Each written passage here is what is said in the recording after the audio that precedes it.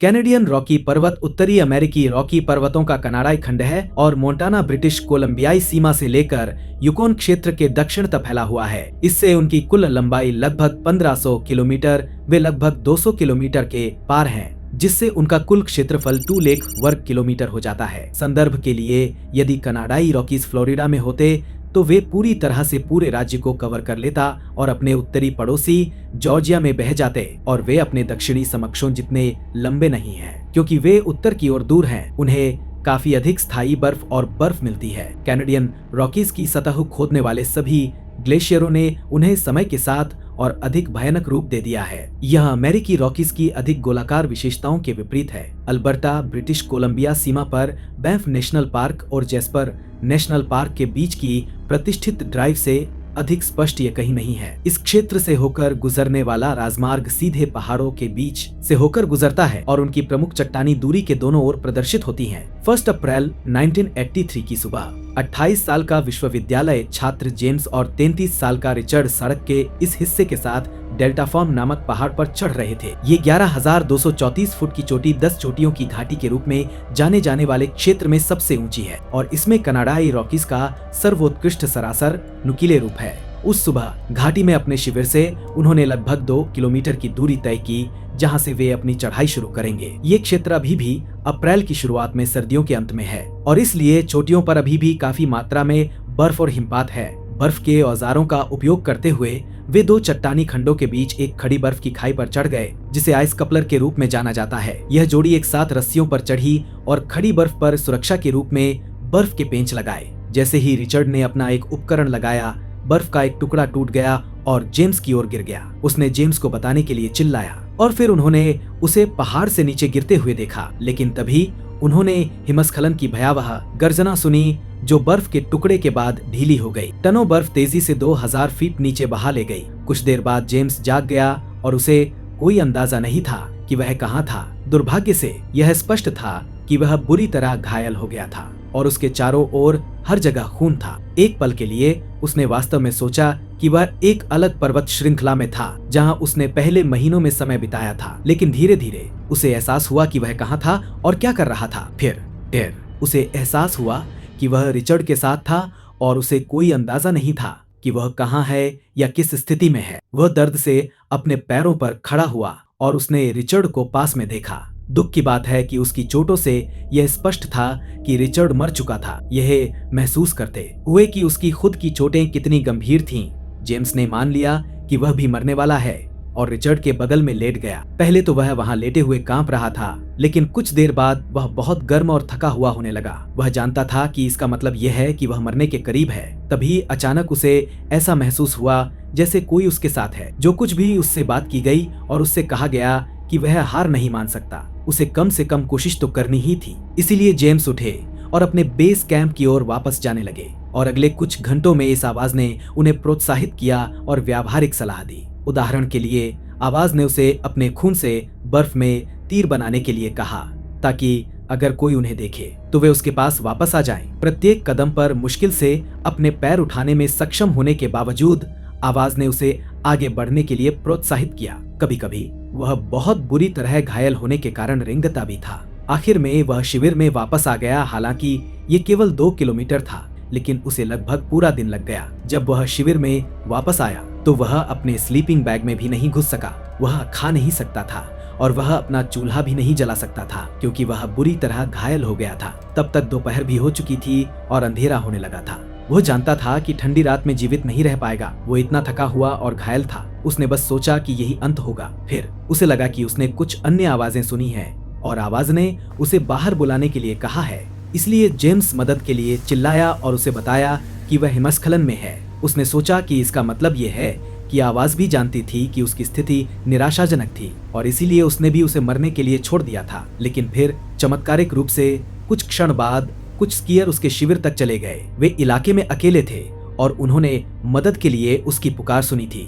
James को अब एहसास हुआ कि आवाज ने उसे मरने के लिए नहीं छोड़ा था। उसने उसे तभी छोड़ा था जब उसे बचा लिया गया था। यह आवाज जो जेम्स ने सुनी वह वास्तव में एक ज्ञात घटना है जिसे थर्ड मैन फैक्टर या थर्ड मैन सिंड्रोम कहा जाता है। आधुनिक मानव इतिहास में इसकी पहली रिपोर्ट प्रसिद्ध खोजकर्ता सर अर्नेस्ट शैकलटन द्वारा की गई थी। अपनी 1919 की पुस्तक साउथ में शैकलटन ने एक अशरीरी साथी का वर्णन किया है जो उनकी अंटार्कटिक यात्रा के अंतिम चरण में उनके साथ शामिल हुआ था। इसका अनुभव प्रसिद्ध पर्वतारोही रेनहोल्ड मेसनर और ध्रुवीय खोजकर्ता पीटर हिलेरी और एन बैनक्रॉफ्ट ने भी किया था। जाहिर है यह घटना आमतौर पर पर्वतारोहियों, एकल नाविकों और विकट परिस्थितियों में ध्रुवीय खोजकर्ताओं में देखी जाती है। आधुनिक मनोवैज्ञानिकों का मानना है कि यह तीसरा व्यक्ति कारक जीवन या मृत्यु स्थितियों में गंभीर आघात से निपटने का एक तरीका है। जेम्स को तब से कभी इसका अनुभव नहीं हुआ, लेकिन उसे विश्वास है कि वो इस स्थिति से बच नहीं पाता। 8000 मीटर की चोटियों से कई महाकाव्यों और आपदाओं को कवर करना चाहता हूँ। मैंने इसे इसलिए टाल दिया क्योंकि पहाड़ों की तरह ही ये कहानियां भी जबरदस्त हैं। तकनीकी गुफा गोताखोरी के समान उन स्थितियों को पूरी तरह से समझने के लिए बहुत सारे संदर्भ हैं जिनमें कई पर्वतारोहियों ने खुद को पाया। इनमें महीने भर या उससे अधिक अभियान, शाब्दिक टन उपकरण, घटनाएं, तकनीकी जैसी चीजें शामिल हैं, चढ़ाई और यहाँ तक कि मौसम भी। और न केवल मुझे इन पहलुओं को कवर करने में आनंद आता है, बल्कि मुझे लगता है कि अधिकांश लोगों को उनके बारे में सीखने में भी आनंद आता है। इसीलिए मैं वास्तव में उन्हें उचित न्याय दिलाना चाहता हूँ, लेकिन यह एक बड़ा उपक्रम है और इसलिए मैंने इसे रोक दिया है। लेकिन यह अगला विषय उस जानकारी में से कुछ और दुनिया की सबसे ऊंची चोटियों पर लोगों द्वारा सामना की जाने वाली कुछ चुनौतियों का एक अच्छा प्रस्तावना प्रदान करता है।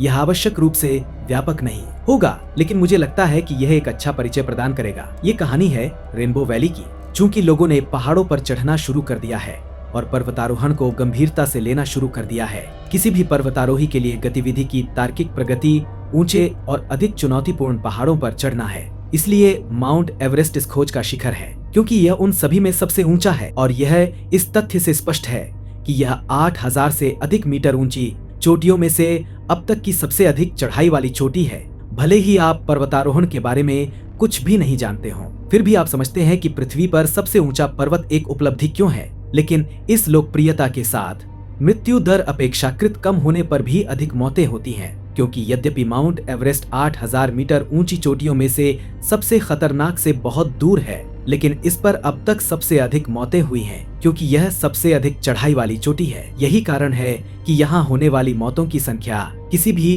अन्य 8000 मीटर पर्वत की तुलना में 3 गुना अधिक है। तो पर्वतारोहियों ने जो किया है वह रास्ते में विभिन्न ऊंचाइयों पर शिविरों की एक श्रृंखला स्थापित करना है, जहां पर्वतारोही रुक सकते हैं, सो सकते हैं और आराम कर सकते हैं और शीर्ष पर अपनी लंबी यात्रा में अनुकूलन कर सकते हैं। प्रत्येक शिविर क्रमिक रूप से पहाड़ से ऊपर है, जिससे हवा पतली हो जाती है और चढ़ाई अधिक चुनौतीपूर्ण हो जाती है।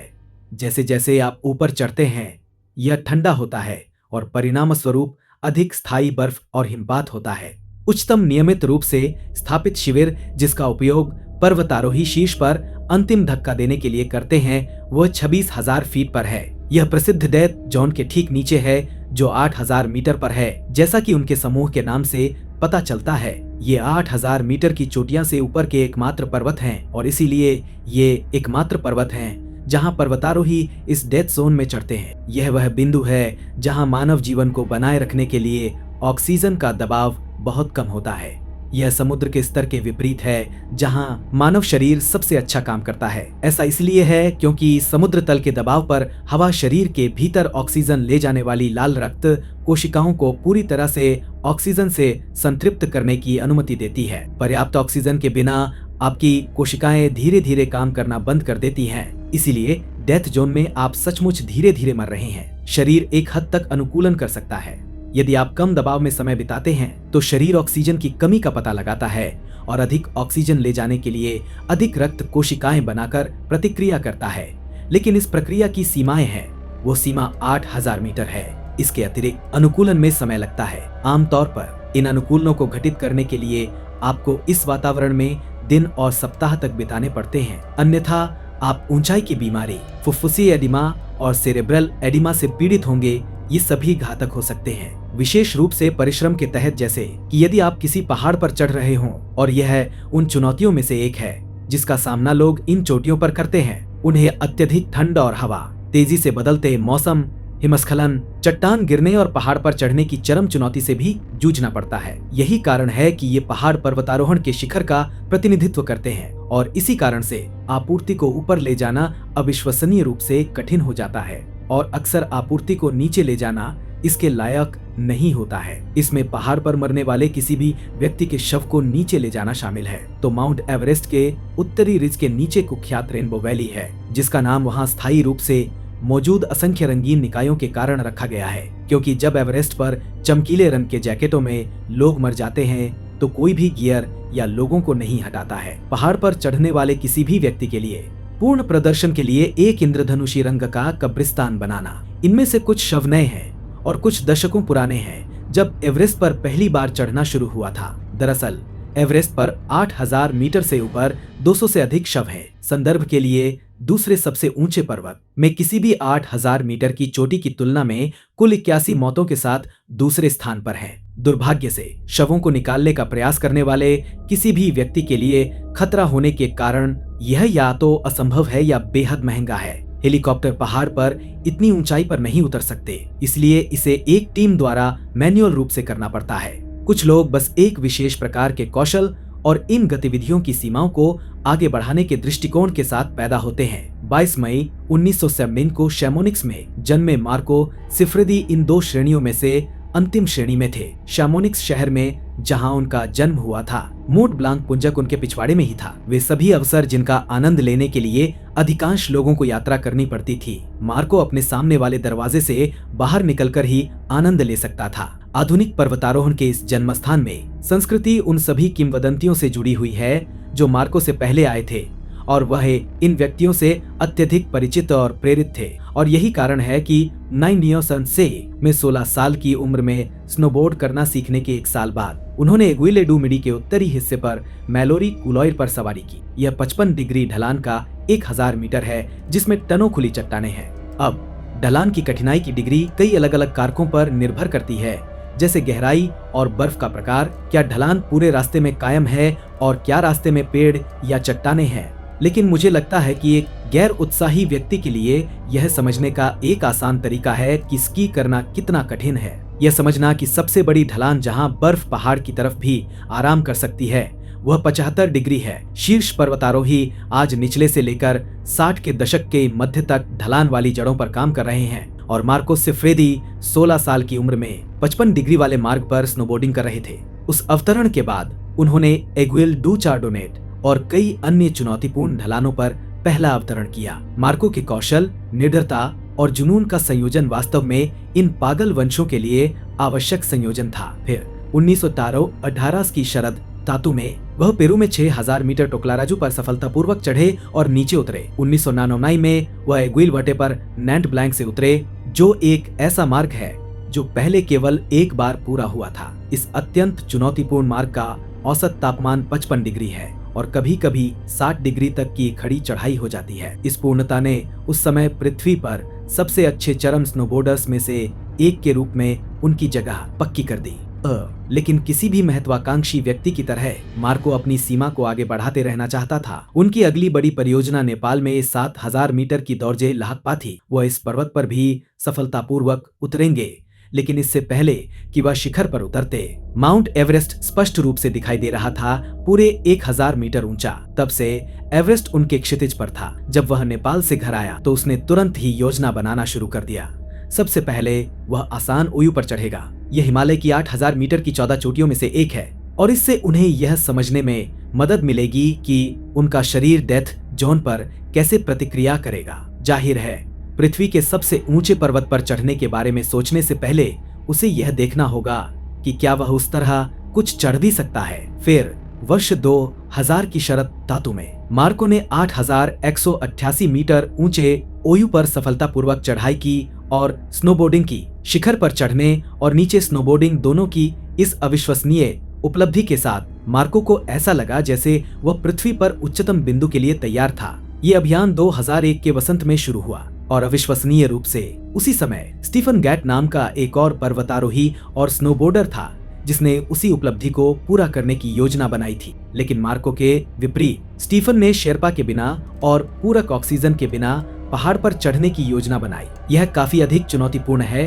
और कुछ पर्वतारोहियों ने इसे पूरा किया है। अपने वंश के लिए मार्को ने हॉर्नबीन कोलोइर नामक क्षेत्र में स्नोबोर्डिंग की योजना बनाई। यह वह स्थान था जिसे वह व्यक्तिगत रूप से स्नोबोर्डिंग का पवित्र स्थल मानते थे। हालांकि दुर्भाग्य से जब वह पहुंचे तो उस मार्ग पर पर्याप्त बर्फ नहीं थी। विडंबना यह है कि इससे पहाड़ पर चढ़ना बहुत आसान हो जाता है, लेकिन उसके मूल नियोजित मार्ग पर स्नोबोर्डिंग करना असंभव हो जाएगा। इसलिए इसके बजाय उन्होंने एक अलग क्षेत्र चुना जिसे नॉर्टन कोलोइर के नाम से जाना जाता है। पहाड़ पर चढ़ते समय इतनी बर्फबारी हुई कि यह रास्ता असंभव लगने लगा। फिर मार्को के नियोजित शिखर सम्मेलन से एक दिन पहले स्टीफन शिखर पर पहुंच गया। इसके बाद वह अपने नियोजित वंश के साथ आगे बढ़ता रहा और 8600 मीटर तक स्नोबोर्डिंग करता रहा, लेकिन वह बर्फ के एक ऐसे क्षेत्र में पहुंच गया जो बहुत कठोर और बहुत खतरनाक था। इसीलिए वह लगभग 100 मीटर या उससे भी अधिक खड़ी चट्टान से नीचे चला गया। फिर उन्होंने वहां से शेष मार्ग पर